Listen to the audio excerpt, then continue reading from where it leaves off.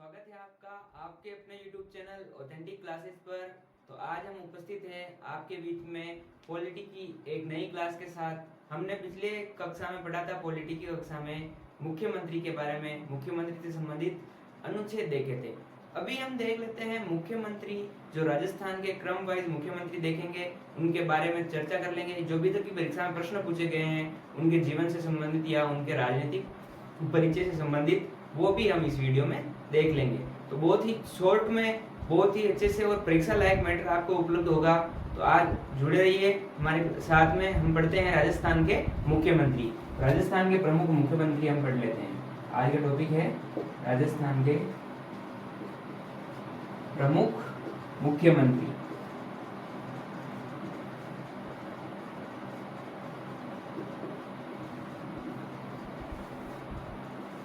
राजस्थान के एकीकरण के पश्चात क्या है कि तुरंत ही चुनाव नहीं हुए थे। 1949 से 1952 तक, 3 मार्च 1952 तक राजस्थान में निर्वाचित की जगह मनोनीत मुख्यमंत्री रहे थे।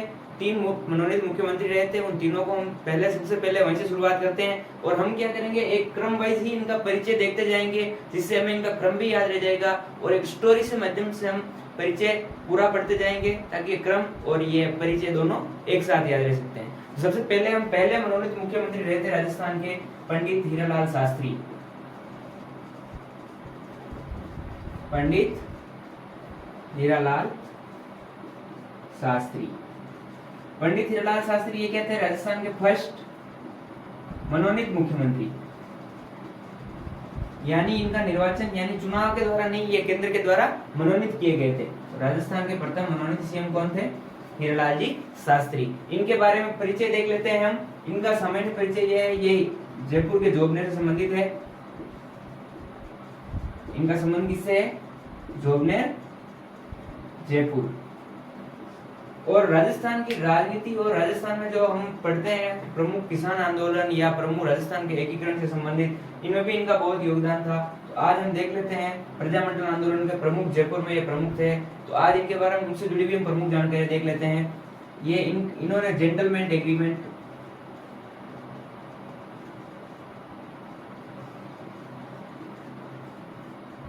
किया था 1942 के आंदोलन के समय। और दूसरा इनसे संबंधित देख लेते हैं वनस्थली विद्यापीठ, जो इनकी पत्नी रत्ना शास्त्री जी के सहयोग से चला जाता है। वनस्थली विद्यापीठ, वनस्थली विद्यापीठ कहाँ है? ये निवाई टोंक में है। कहाँ है? निवाई। ये गर्ल्स, अभी तक की सबसे बड़ी गर्ल्स यूनिवर्सिटी है भारत की। ये भी है, ये एक प्रश्न, इंपॉर्टेंट प्रश्न बन जाता है। वनस्थली विद्यापीठ, इनकी स्थापना इन्होंने अपनी पत्नी रत्ना जी शास्त्री के साथ मिलकर की थी। इनकी पत्नी रत्ना जी शास्त्री एकमात्र ऐसी महिला है अभी तक की जिन्हें पद्म भूषण एवं पद्मश्री दोनों पुरस्कार प्राप्त हो चुके हैं। और इन्होंने ये जो है वनस्थली विद्यापीठ बनाने का सपना था।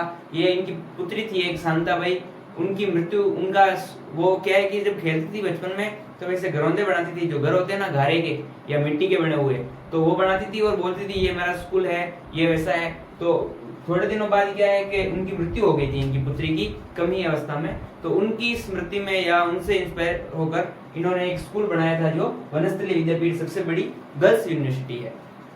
ये हीरालाल जी शास्त्री के जीवन से जुड़ा परिचय हो गया। ये राजस्थान के प्रथम मनोनीत मुख्यमंत्री थे और इन्होंने जयपुर से ये प्रजामंडल आंदोलन, जयपुर प्रजामंडल आंदोलन के प्रमुख नेता भी थे।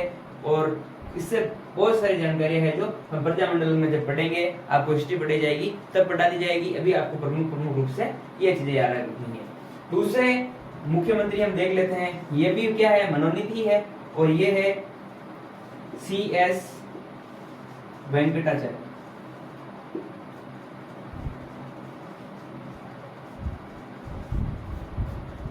ये राजस्थान के दूसरे मनोनीत मुख्यमंत्री थे। ये क्या थे? CS वेंकटाचार्य। 1 मिनट फैन होने बंद कर देता हूं। ये क्या थे? राजस्थान के दूसरे मनोनीत, सेकंड मनोनीत सीएम। जैसे कि आपको नाम से ही पता चल रहा है कि ये राजस्थान के तो नहीं है। तो भाई राजस्थान में से नाम होते हैं क्या? राजस्थान वालों से नाम लिए ही नहीं जाते, इनका पूरा नाम बोल देना तो राजस्थान वालों से तो नाम लिए ही नहीं जाते। तो ये क्या है, राजस्थान से नहीं थे। ये कहां से थे, ये थे मैसूर कर्नाटक।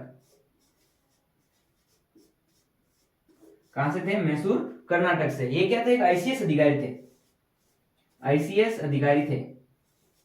और वर्तमान में आईसीएस अधिकारी उसी सेवा का नाम क्या है, आईएएस। यानी ये आईएएस अधिकारी थे या आईसीएस अधिकारी थे। परीक्षा में प्रश्न पूछा भी जा सकता है कि ऐसे कौन से मुख्यमंत्री थे जो आईसीएस अधिकारी रहे हैं या आईएएस अधिकारी रहे हैं। तो ये थे सीएस वेंकटाचारी। ये कहां से थे, मैसूर कर्नाटक से थे। इनके समय जो मंत्रिमंडल था वो पूरी आईसीएस अधिकारियों की मंत्रिमंडल थी। यानी सीएस वेंकटाचार्य स्वयं एक आईसीएस थे और इनके जिसमें जो पूरा मंत्रिमंडल था वो क्या था, पूरा ही मंत्रिमंडल ही क्या था, आईसीएस अधिकारी था। तो ये भी दूसरे मनोनीत मुख्यमंत्री के बारे में हमने देख लिया है। आप ये प्रमुख प्रमुख जो पॉइंट लिख रखे हैं इन्हें उतार देना और आगे की जानकारी हम तीसरे मुख्यमंत्री के बारे में देख लेते हैं जो मनोनीत रहे थे। उसके बाद हम पढ़ेंगे निर्वाचित मुख्यमंत्री। प्रमुख प्रमुख निर्वाचित मुख्यमंत्री के बारे में हम चर्चा कर लेंगे। उससे पहले एक मनोनीत मुख्यमंत्री और बच रहे हैं। अब तीसरे मनोनीत मुख्यमंत्री है भाई जय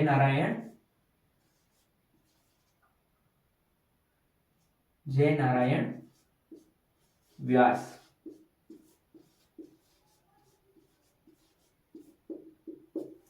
इनके बारे में सबसे बड़ी स्टोरी प्रारंभ होती है। इनके बारे में अभी आपको यही याद रखना है कि जय नारायण व्यास तीसरे मनोनीत मुख्यमंत्री थे, क्योंकि ये एकमात्र ऐसे मुख्यमंत्री थे जो मनोनीत भी थे और निर्वाचित भी हुए थे। तो जब इनकी चर्चा हम अब आगे करेंगे, जब सेकंड में ये मुख्यमंत्री बनेंगे, जब निर्वाचन के समय ये जो मुख्यमंत्री बनेंगे उस समय हम इनकी चर्चा कर लेंगे। तो अभी तक आपको याद रखना है कि राजस्थान में कितने मनोनीत मुख्यमंत्री रहे हैं। तो प्रथम है हिरालाल शास्त्री, दूसरे थे सीएस वेंकटाचारी। सीएस वेंकटाचारी के बारे में आपको एक जानकारी और याद रखनी है कि वो पहले क्या थे, जोधपुर के प्रधानमंत्री भी रहे थे। जब रियासती काल में क्या थे, जोधपुर के प्रधानमंत्री भी रहे थे।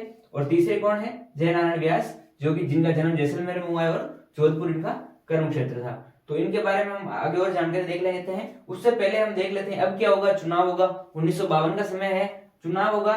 चुनाव में प्रथम मनोनीत मुख्यमंत्री बने हैं टीकाराम पालीवाल। टीकाराम पालीवाल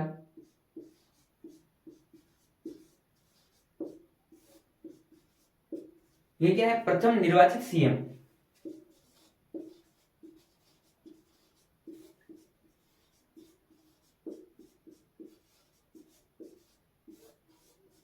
यानी चुनाव राजस्थान में जो प्रथम बार चुनाव हुए उनके पश्चात जो प्रथम सीएम बने थे वो थे टीकाराम पालीवाल। क्या है कि सबसे पहले भय की धाक चलती थी जय नारायण व्यास जी की। जब चुनाव हो रहे थे उससे पूर्व ये कांग्रेस में भी काफी अच्छी चलती थी इनकी। और एक इनके उपनाम भी हम देखेंगे तो आपको लगेगा कि क्या तगड़ा ढाकी आदमी था। तो इनके बारे में बहुत ही अच्छी बातें हम देख लेते हैं। चुनाव से संबंधित इनकी पूरी स्टोरी देख लेते हैं कि ये पहले जब यही थे तो पहले ये कैसे बन गए। तो हम चर्चा पूरी कर लेते हैं कि जब चुनाव हुए 1952 के अंदर, तब क्या है कि जय नारायण व्यास जी ने 2 सीटों से चुनाव लड़ा था। एक लड़ा था जालोर ए से और एक लड़ा था जोधपुर बी से। लेकिन क्या हुआ कि जो जालोर ए में भी ये हार गए और जोधपुर बी से इन्होंने चुनाव लड़ा तो भी वहां भी एक निर्दलीय हनुवंत सिंह थे, निर्दलीय कैंडिडेट, उनसे ये हार गए थे। तो भाई जो अपने बनने वाले थे मुख्यमंत्री उनको पहले ये होना अनिवार्य था किसी ना किसी वो तो विधानसभा का सदस्य होना अनिवार्य था, कहीं से कहीं एमएलए बनना अनिवार्य था। तो नहीं बन पाए। तो फिर क्या हुआ, टीकाराम जी पालीवाल एकमात्र ऑप्शन बचे थे कांग्रेस के पास। कौन बचे थे, टीकाराम पालीवाल। ये कहां से थे, ये थे महुआ से। ये महुआ से एमएलए थे। तो इनको प्रथम निर्वाचित सीएम बनाया गया और जय नारायण व्यास जी क्या रहे, कुछ समय बाद रुक गए। लेकिन फिर भी भाई को तो बनना था सीएम। भाई निर्वाचित पहले भी मनोनीत रह चुके हैं और निर्वाचित बनना था।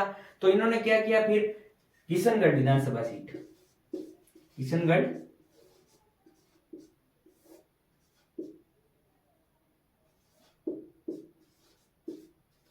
किशनगढ़ विधानसभा सीट पर क्या किया इन्होंने, जब इन पहली विधानसभा में इनका कार्यकाल चल ही रहा था तब किशनगढ़ विधानसभा सीट पर ताराचंद मेहता को इस्तीफा दिलवाया गया। इनको जिताने के लिए क्या किया गया, ताराचंद मेहता को इस्तीफा दिलाकर वहां पर उपचुनाव करवाए गए और वहां पर फिर जीत गए भाई जय नारायण व्यास। वहां पर अब कौन जीत गए? जय नारायण व्यास। अब जब विधानसभा में आ गए हैं तो पक्का मुख्यमंत्री बनना तय हो गया है। तो पहली ही विधानसभा में इनको हटाकर इनकी जगह दूसरे निर्वाचित मुख्यमंत्री कौन बन जाएंगे वापस? जय नारायण व्यास। पहली ही विधानसभा में दूसरे मुख्यमंत्री निर्वाचित कौन बन गए वापस? जय नारायण व्यास। इनके बारे में हमने प्रमुख प्रमुख बात देख ली है। अब इनके बारे में थोड़ी सी चर्चा और कर लेते हैं, इनके परिचय से। इनका जन्म जैसलमेर,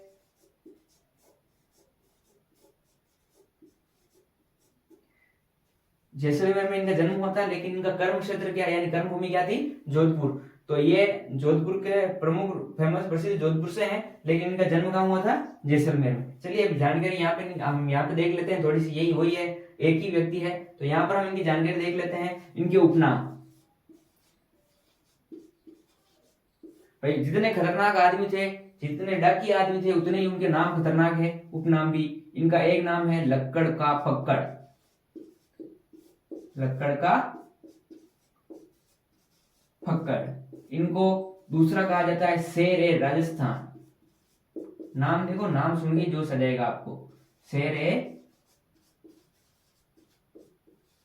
राजस्थान। इनको और कहा जाता शेर ए राजस्थान, लक्कड़ का फक्कड़, धुन का धनी। भाई के जचगी तो जचगी, सीएम बनना है तो बनना है, यानी धुन के पक्के थे, यानी धुन का, और क्या जाता है इनको? धुन का धनी, शेर राजस्थान। लोकनायक भी इनको कहा जाता है। चौथा इनका नाम क्या है? लोकनायक।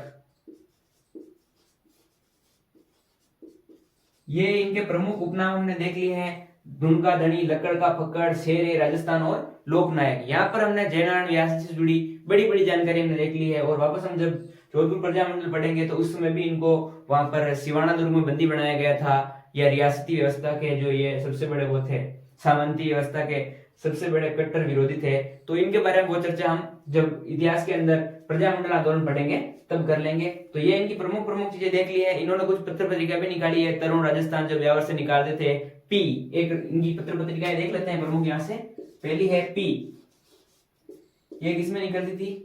इंग्लिश।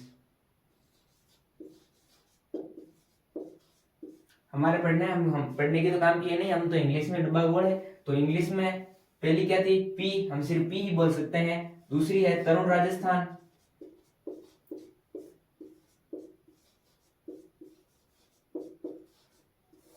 तीसरी है अखंड भारत, ये ब्यावर से प्रकाशित करते थे।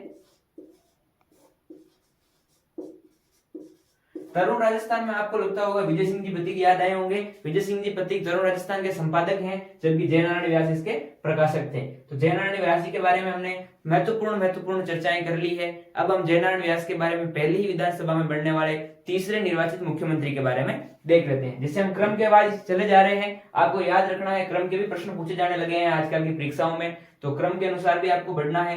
तो ये हम तीन मनोनीत मुख्यमंत्री और 2 निर्वाचित मुख्यमंत्रियों के बारे में चर्चा कर चुके हैं। आगे हम देख लेते हैं तीसरे निर्वाचित मुख्यमंत्री। आप क्या करें, साथ के साथ पढ़ते रहें इनको और शॉर्ट नोट्स बनाते रहे, क्योंकि आपको अभी बड़े नोट्स, विस्तृत नोट्स बनाने की जरूरत नहीं है। इतना लेवल का प्रश्न आपके नहीं पूछे जाएंगे, आपको नॉर्मल सामान्य जानकारी रखते हुए नोट्स बनाने हैं और पॉइंट टू पॉइंट रखने हैं, ताकि आपके परीक्षा में उपयोगी सिद्ध हो सके। जैसे आपके अभी 12वीं की परीक्षाएं हो जाएगी तो उसके बाद आपके पास समय कम बचेगा, परीक्षा बहुत ही जल्दी होने वाली है। यूएससीसी के भी बहुत जल्दी नोटिफिकेशन आ जाएगा कि कब भर्ती होनी है, कब परीक्षा होनी है। पीटीटी का आपको पता है कि किस मई को परीक्षा है ही है। तो अब आप देखते रहिए। अब हम तीसरे निर्वाचित मुख्यमंत्री के बारे में चर्चा कर लेते हैं। तीसरे हैं अपने मोहनलाल जी सुखाड़िया।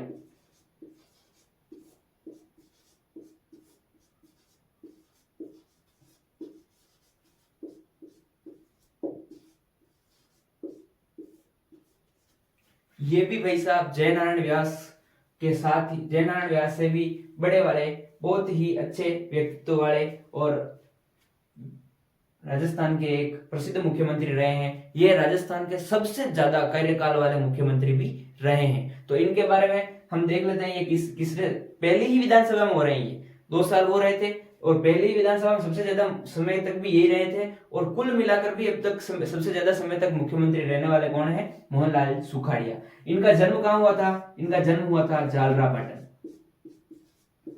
जन्म कहाँ हुआ था? झालरापाटन कहाँ है? झालरापाटन है अपने झालावाड़ में। झालरापाटन झालावाड़ में इनका जन्म हुआ, लेकिन इनका कर्म भूमि या कार्य क्षेत्र क्या था? वो था उदयपुर। कर्म भूमि इनकी क्या थी? उदयपुर। कर्म भूमि इनकी उदयपुर थी। ये झालरापाटन झालावाड़ से संबंधित रहे हैं। इनका जन्म झालरापाटन झालावाड़ में हुआ था, और इनके बारे में हम प्रमुख जानकारी देख लेते हैं। यह सबसे अधिक समय तक रहने वाले सीएम थे। अभी जब गहलोत जी अब की बार जीत कर आ जाते हैं तो इनका रिकॉर्ड तोड़ सकते हैं, क्योंकि अभी तक उन 3 बार जीते हैं। ये 4 बार मुख्यमंत्री रहे थे। सबसे अधिक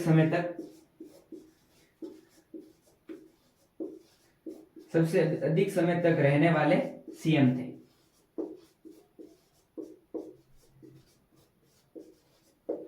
इनका कार्यकाल था 16 वर्ष 194 दिन। यानी मोटे मोटे तौर पर इनका कार्यकाल कितने वर्ष था? 17 वर्ष। यानी परीक्षा में अगर 17 वर्ष ऑप्शन आए तो आपको 17 वर्ष करना है, अन्यथा 16 वर्ष 194 दिन इनका कार्यकाल था। और ये कितनी बार मुख्यमंत्री बने थे? 4 बार ये मुख्यमंत्री बने थे। तो ये इनसे जुड़ी हमने प्रमुख जानकारी देख ली है। इनके बारे में और विशेष जानकारी भी हम देख लेते हैं। इन्होंने क्या किया था? 1962 में राजस्थान में संभागीय व्यवस्था को क्या कर दिया था? समाप्त कर दिया था। संभागीय व्यवस्था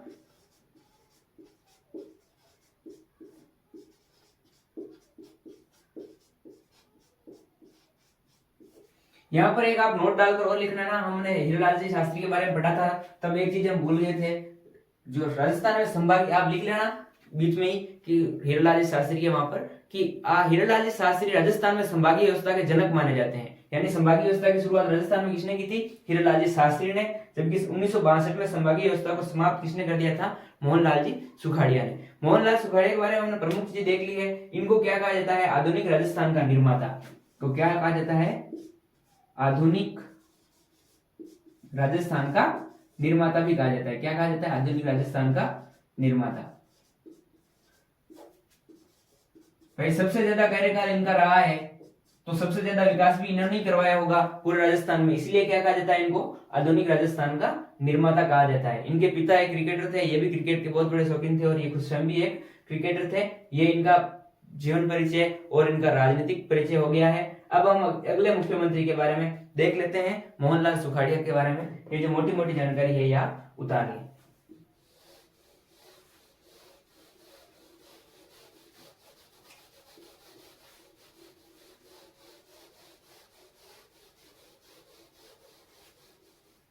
मार्कर चेंज कर लेते हैं, 1 मिनट।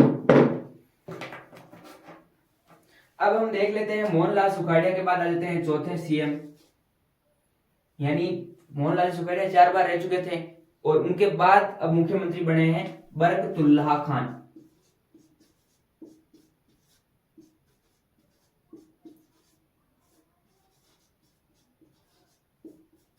सबसे पहले तो इनके नाम से ही पता चल रहा है कि यह प्रथम मुख्यमंत्री थे जो मुस्लिम थे, यानी प्रथम अल्पसंख्यक मुख्यमंत्री या प्रथम मुस्लिम मुख्यमंत्री। इनके बारे पहली चीज क्या लिखनी है?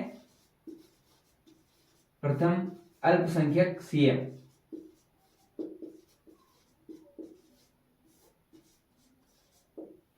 इनका संबंध है अलवर से। ये अलवर जिले से संबंधित है। ये प्रथम अल्पसंख्यक सीएम थे, और इनका प्यारे मियाँ के नाम से भी जाना जाता है। क्या कहा जाता था? प्यारे मियाँ। प्यारे मियाँ कहा जाता था। और राजस्थान के एकमात्र मुख्यमंत्री जिनकी पद पर रहते हुए मृत्यु हुई थी, यानी इनको हृदयाघात से पद पर रहते हुए हार्ट अटैक आया था और इनकी मृत्यु हो गई थी। तो पद पर रहते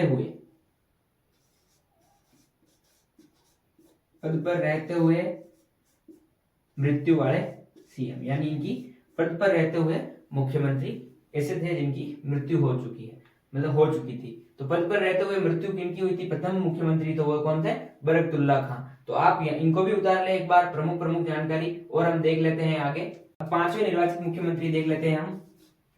ये पांचवे व्यक्तिगत रूप से है ना, व्यक्ति रूप से कौन से? पांचवें निर्वाचित मुख्यमंत्री है हरिदेव जोशी।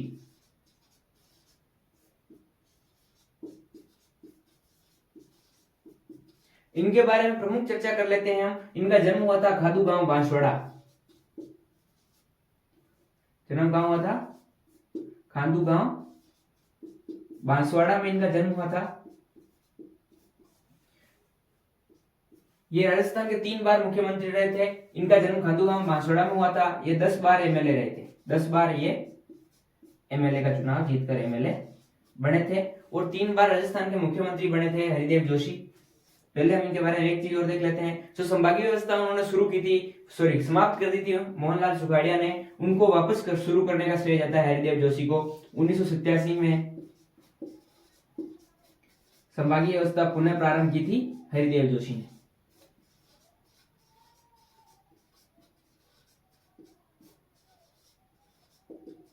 संभागीय व्यवस्था पुनः प्रारंभ कर दी थी। और ये क्या थे? राजस्थान के 3 बार सीएम बने थे और तीनों बार इनका कार्यकाल अधूरा रहा था। आप सोचिए इनकी किस्मत कितनी खराब होगी कि 3 बार मुख्यमंत्री बने लेकिन तीनों ही बार इनका कार्यकाल अधूरा रहा। इनके लिए एक शायरी फिट बैठती है कि मेरी किस्मत तो लिखी गई सोने की कलम से, कि मेरी किस्मत तो लिखी गई सोने की कलम से, लेकिन इसका क्या करे कि शाही में जहर था। हमने बसाना चाहा उनको दिल में अपने, मगर क्या करे उनका ठिकाना कोई दूसरा शहर था। तो इनकी किस्मत कितनी खराब थी कि ये 3 बार सीएम बने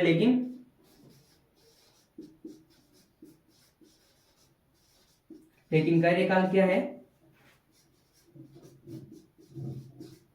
कार्यकाल पूरा नहीं। एक भी बार कार्यकाल ये पूरे कार्यकाल के लिए सीएम नहीं बन पाए। तो ये थे हरिदेव जोशी, जिनके बारे में हमने प्रमुख चर्चा देख ली है। अब इनके बाद में हम पढ़ते हैं छठे मुख्यमंत्री भैरव सिंह शेखावत। भैरव सिंह शेखावत।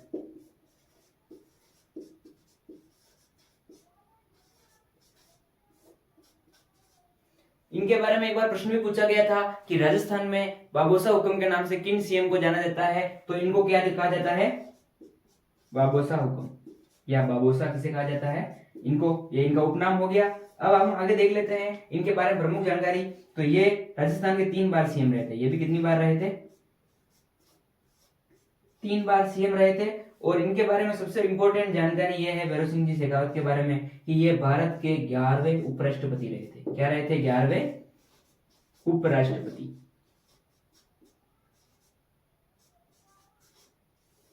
तो ये राजस्थान के ऐसे सीएम थे जो भारत के 11वें उपराष्ट्रपति भी रहे थे और 3 बार सीएम बने थे। और इनको बाबोसा हुक्म के नाम से जाना जाता है। और इनका जन्म हुआ था खाचरियावास शिखर, यानी इनका संबंध कहां से है?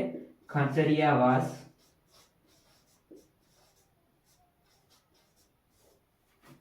सीकर से।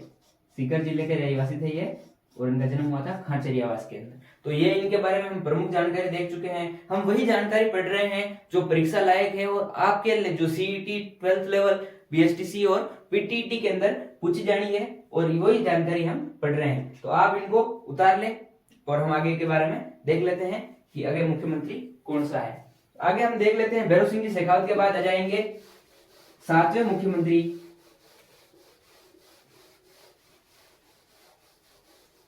7वें मुख्यमंत्री हम देख लेते हैं जगन्नाथ पहाड़िया। जगन्नाथ पहाड़िया, इनके बारे में हम थोड़ी सी चर्चा कर लेते हैं। इनका संबंध है भरतपुर से। इनका संबंध कहां से है? भरतपुर से। ये राजस्थान के प्रथम अनुसूचित सीएम, अनुसूचित जाति या अनुसूचित जाति के सीएम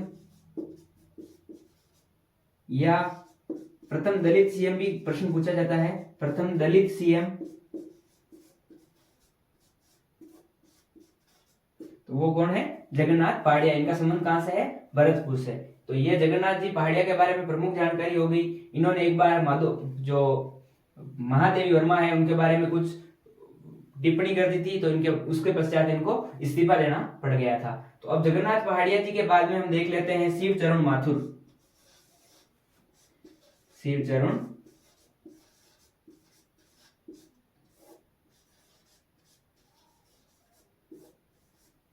शिवचरण माथुर, इनके बारे में कोई विशेष चर्चा है नहीं, तो हाल आप इनको सिर्फ याद रख लें कि इनके पश्चात कौन बने थे, शिवचरण माथुर बने थे। जगन्नाथ पहाड़िया जी के पश्चात कौन बने थे, शिवचरण माथुर। शिवचरण जी माथुर के पश्चात हम देख लेते हैं हीरालाल देवपुरा।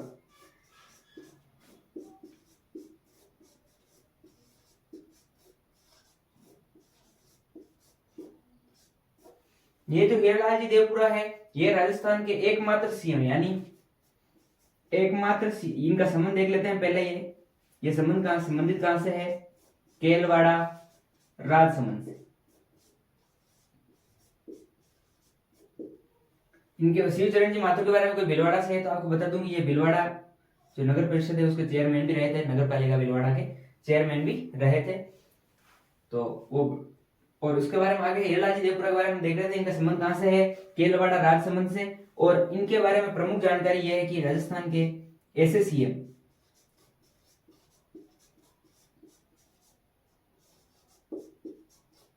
जो वित्त आयोग के अध्यक्ष भी रहे थे, वित्त आयोग के अध्यक्ष भी रहे थे। और इनके बारे में एक जानकारी, सबसे कम कार्यकाल भी, अभी तक की सबसे कम कार्यकाल यानी 16 दिन, मात्र 16 दिन ही ये राजस्थान के सीएम रहे थे। 16 दिन इनका सबसे कम कार्यकाल था।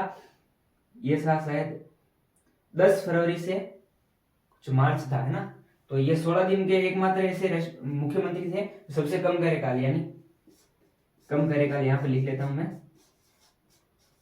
यानी न्यूनतम कार्यकाल वाले मुख्यमंत्री। तो ये हमने प्रमुख जो भी मुख्यमंत्री हमारे रहे हैं उनके बारे में देख लिया है। अब हम आगे देख लेते हैं, उन क्रम वाइज चल रहे हैं। तो इनके पश्चात हम देख लेते हैं हीरालाल जी देवपुरा बने हैं, उनके पश्चात वापस बनेंगे हरिदेव जोशी। हमने बोला था कि 3 बार बने, हरिदेव जोशी के पश्चात बनेंगे शिवचरण माथुर पुनः, दूसरी बार कौन बने थे, शिवचरण माथुर। उनके बाद बने हैं वापस हरिदेव जोशी, तीसरी बार उनका कार्यकाल आ जाता है। फिर 2 बार लगातार 1990 से 98 तक रहेंगे बाबू साहुकम, जिनका नाम क्या है, भैरव सिंह शेखावत, 1998 तक। उसके बाद हम देख लेते हैं अभी हाल ही में वर्तमान के मुख्यमंत्री अशोक जी गहलोत, आप जानते ही हैं।